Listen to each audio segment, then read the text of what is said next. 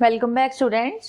इस वीडियो में we will discuss about the Dini's theorem. देखो डेनीज थ्योरम क्या है, इसमें आपकी जो डोमेन है वो एक कॉम्पैक्ट सेट दी हुई है। इससे पहले हम जब भी डोमेन ई की बात करते थे हम ये नहीं बोलते थे कि दैट विल बी कॉम्पैक्ट और नॉट, बट डेनीज ने पर्टिकुलरली एक कॉम्पैक्ट डोमेन लिया है आपका, और sequence of function F N जो है वो सारे क्या हैं इस डोमेन ई पे कॉन्टिन्यूस है। बेसिकली हम क्या शो करेंगे कि अगर तो हमें show which converges to a continuous function on E, जो एक कॉन्टिन्यूस फंक्शन एफ पे कन्वर्ज कर रहा है। कब वो कन्वर्ज कर रहा है एक कॉन्टिन्यूस फंक्शन एफ पे, ठीक है, ऑन ई। अगर अगर ये चीज हो रही है, यहां तक एक स्टेटमेंट है, अगर ये चीज हो रही है तो इफ क्या है, अगर एफ एन इन कंडीशंस के होने के बाद अगर आपका एफ एन जो सीक्वेंस ऑफ फंक्शंस है दैट इज मोनोटोनिकली डिक्रीजिंग, तो जो सीक्वेंस एफ एन होगा वो इस एफ पे यूनिफॉर्मली भी कन्वर्ज कर जाए। कन्वर्ज तो पहले भी कर रहा है पॉइंट वाइज, बट यूनिफॉर्मली के बारे में वी कांट से एनीथिंग। तो हमें वही शो करना है कि ये यूनिफॉर्मली भी कन्वर्ज करेगा। ऑलराइट, बहुत ही इजी थ्योरम है। देखो प्रोसीड कैसे करेंगे।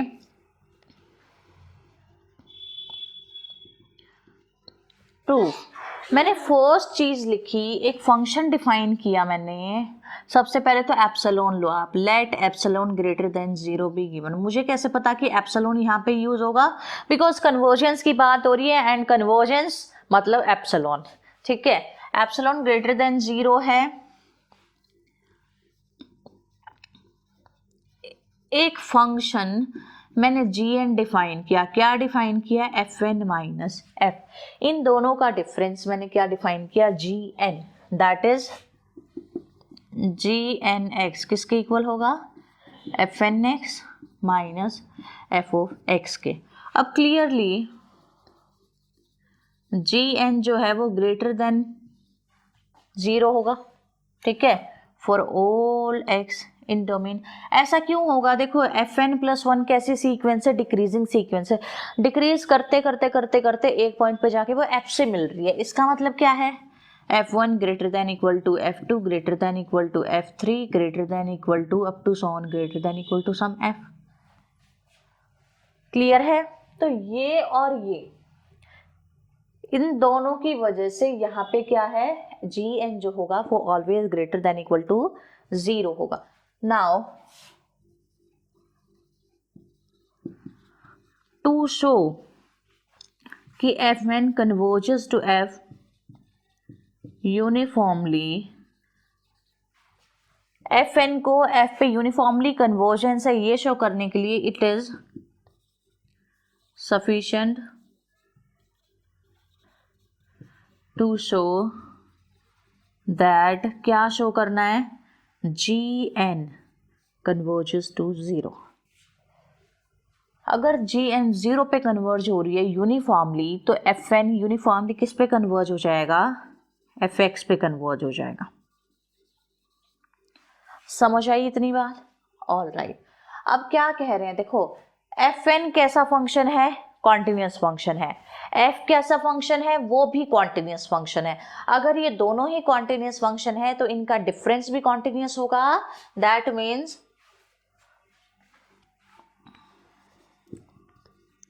since fn and f both are continuous functions, so gn is equal to also continuous। किस वजह से बोल रही हूँ मैं ये भी continuous है, by algebra of continuous function, by algebra of continuous function I am saying this।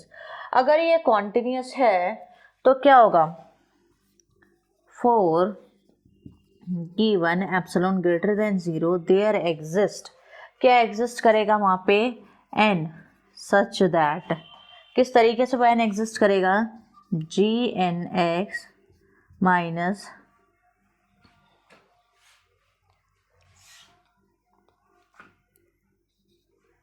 Ji N T will be less than epsilon होगा for all x in domain E and n greater than equal to this n। Clear है? ये मैंने किसकी definition लगाई? मैंने लगाई continuity की definition. क्या होता है continuity? F of X minus F of Y will be less than whenever, कब? X minus T is less than delta. ठीक है, ऑल राइट, इसको आप नेम दे दो 1। क्लियर है? नाउ अब ये कह रहे हैं कि जो gn फंक्शन है वो पॉइंट वाइज कन्वर्ज कर रहा है किस पे? f पे।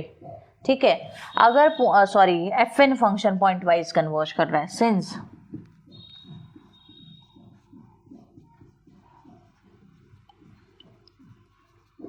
तो इसका मतलब क्या है? gn किस पे कन्वर्ज करेगा? Point wise.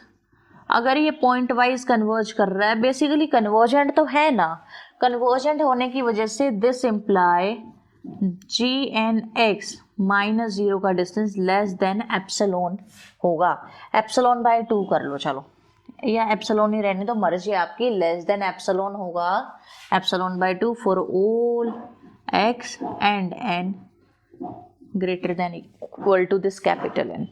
क्लियर है? कन्वर्जेंस की डेफिनेशन है ये। इन पर्टिकुलरली मैंने क्या लिया? n को कैपिटल N लिया। इसका मतलब क्या है? gn(x) minus 0 will be less than epsilon by 2। तो यहां से क्या आया?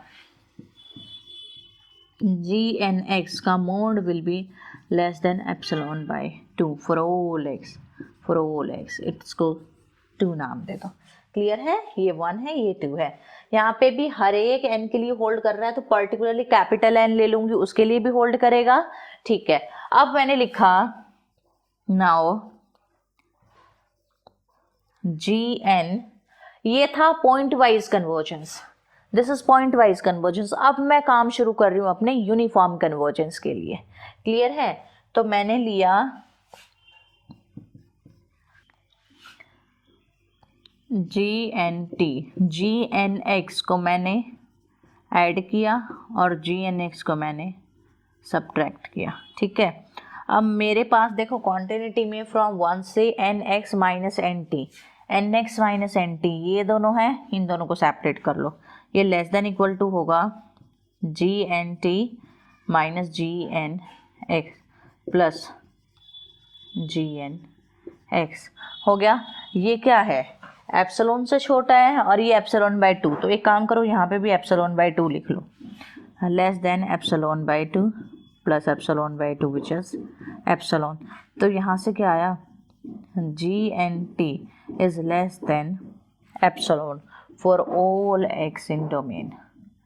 क्लियर है? ये किससे छोटा आ गया? इस एप्सिलॉन से छोटा आ गया। अब देखो यहाँ पे जब हम कॉन्टिन्यूटी की बात करते हैं तो यहाँ पे इसकी हम किसकी बात करते हैं? ओपन नेबरहुड की बात करते हैं। क्लियर है? तो इसी 1 को मैं, बिकॉज ऑफ द कॉन्टिन्यूटी हम एक ओपन नेबरहुड की बात करते हैं, 1 को मैं एक तरीके से और लिख सकती हूँ। मैंने क्या किया? n इंटीजर की जगह मैंने क्या लिया? nx इंटीजर लिया। अगर मैं nx इंटीजर लेती हूँ, देखो आपकी चॉइस है, ऐसे भी कर सकते हो, ऐसे भी कर सकते हो। gn(x) x minus gn(x) t less than epsilon by 2 होगा for all x belonging in this jx। Clear है? उन सब के लिए ये चीज़ होल्ड हो रही होगी। ऑल राइट, अब देखो E कैसा सेट है? कॉम्पैक्ट सेट है। कोई भी सेट कॉम्पैक्ट कब होता है? जब उसके पास एक ओपन सब कवर हो। ठीक है, तो अब यूज करेंगे इस चीज का। यहाँ पे लिखती हूँ, थोड़ा सा ही वर्क बचा हुआ है। Let E be compact set. अगर E कॉम्पैक्ट सेट है देन एंड JX भी ओपन कवर मान लिया मैंने E का। ठीक है, ओपन कवर है E का। तो यहाँ से मैं कुछ फाइनाइट, इस JX से मैं कुछ फाइनाइट पॉइंट ले सकती हूँ सो दैट मेरा E के पास क्या आ जाए? फाइनाइट सब कवर आ जाए। ठीक है, This imply there exist points x1, x2 up to so on xn such that jx1, jx2 up to so on jxn भी the सब कवर बन जाए। ठीक है, किसका सब कवर बन जाए? इस ई का सब कवर बन जाए। सब कवर बनने के बाद मैंने क्या किया, अब आपका कैपिटल एन लिया मैंने, let N is equals to maximum of N X one. देखो x1 पॉइंट के लिए N X one neighbourhood, x2 के लिए एन एक्स टू, इस तरीके से जो इंटीजर ले रही हूँ मैं इन पे डिपेंड करा रही हूँ। एन एक्स टू ये इसलिए भी डिपेंड करा रही हूँ क्योंकि पॉइंट वाइज है ये। ठीक है, एन एक्स एन तक ले लिए। अब एन इन सब का जो मैक्सिमम था मैंने उसको लिया। क्लियर है? अब जो चीज इसके इस पूरे नेबरहुड के लिए होल्ड हो रही है वो इसके सब कवर्स के लिए भी होल्ड होगी। तो क्या इसी रिजल्ट को मैं ऐसे नहीं लिख सकती? देन फॉर ऑल टी इन ई आपके पास क्या आ जाएगा? देखो ये फॉर ऑल एक्स के लिए हुआ था, यहाँ पे एन की कोई कंडीशन नहीं आ रही थी। अब मैंने फाइनाइट सब कवर बना दिया इसका। फाइनाइट सब कवर बनाने के बाद हर एक टी के लिए मेरे पास क्या चीज़ आ गई कि जी एन टी। देखो कैपिटल एन लो स्मॉल एन लो कोई फर्क नहीं पड़ता, क्योंकि ये पर्टिकुलर केस बनाया था मैंने, सभी एन के लिए होल्ड कर रहा था, तभी मैंने इस कैपिटल एन के लिए किया था काम। तो जी एन टी ये क्या है? लेस देन एप्सिलॉन है। कब? For all N greater than equal to this N. क्या डिफरेंस आया वो सुनो अब आप लोग मुझसे। देखो यहाँ पे जो आपकी नेबरहुड आ रही थी ना वो एन एक्स वन मतलब x1 पॉइंट के according, N X two point के according, N X N point के अकॉर्डिंग आ रही थी। ठीक है, लेकिन मुझे क्या चाहिए? वो जो n है यूनिफॉर्म कन्वर्जेंस के लिए वो n कम्प्लीटली एप्सिलॉन पे डिपेंड होना चाहिए, आपके पॉइंट्स पे डिपेंड नहीं होना चाहिए। अगर पॉइंट पे डिपेंड कर गया तो हर बारी आपको उसको चेंज करना पड़ेगा, and that is contradiction to uniform convergence. ठीक है, तो इसी डिपेंडेंसी को खत्म करने के लिए मैंने कॉम्पैक्टनेस का यूज किया, उसका एक फाइनाइट सब कवर लिया। फाइनाइट सब कवर लेने के बाद मैंने क्या किया? उन सब का मैक्सिमम ले लिया। मैक्सिमम लेते ही क्या हो गया? अब पॉइंट पे डिपेंडेंसी हट गई। अब एक बात बताओ, एक ऐसा रिजल्ट जो 1000 के बाद से अप्लाई होना शुरू हो रहा है, तो मैं अपना जो भी काम शुरू करूं क्या मैं 1000 के बाद से शुरू नहीं कर सकती? उस चीज को शो करने के लिए कि हाँ अब ये चेंजेबल नहीं है, वी कैन डू। और वही चीज मैंने लास्ट में आके यहाँ पे कर दी, जिस वजह से ये जो पॉइंट वाइज कन्वर्जेंस आई थी आपकी यहाँ पे, वो पॉइंट वाइज कन्वर्जेंस अब किस में चेंज हो गई? यूनिफॉर्म कन्वर्जेंस में चेंज हुई। अब यहाँ किसी पे भी डिपेंड नहीं कर रहा है। यहाँ पे ये चीज किस पे डिपेंड हो रही थी? x belongs to J X. इसी चीज को मैंने आपका यहाँ यूज किया था, तो यहाँ पे भी for all x belongs to J X था, लेकिन अब n पे आ गई सारी चीज। तो यहाँ से क्या आया? जी एन टी कन्वर्ज कर गया 0 पे यूनिफॉर्मली, और जैसे ही जी एन टी 0 पे यूनिफॉर्मली कन्वर्ज किया, यहाँ से क्या आया? एफ एन कन्वर्ज कर गया f पे यूनिफॉर्मली। क्लियर है? तो ये थी आपकी डिनीज थ्योरम। एक डिनीज थ्योरम ही है जो एक ऐसी कंडीशन देती है जिससे आप इसको यूनिफॉर्म शो करते हो। ठीक है, ओके। तो अगर आपको वीडियो अच्छी लगी है प्लीज़ इसको लाइक करो, ज़्यादा से ज़्यादा शेयर करो, एंड प्लीज़ चैनल को सब्सक्राइब करो।